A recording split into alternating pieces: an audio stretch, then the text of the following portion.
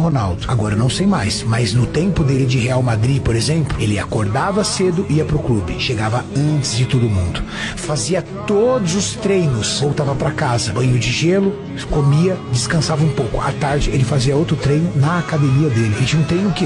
Então todos os atletas do time dele estavam lá assistindo televisão, brincando com os filhos, curtindo, ele estava fazendo o segundo treino. O que aconteceu dele?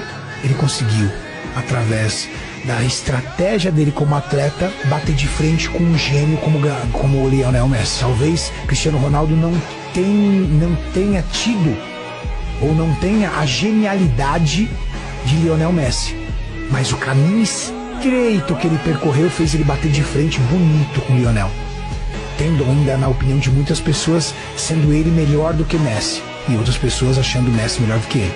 Não importa, mas que ele foi um franco oponente de Messi, foi meritocracia.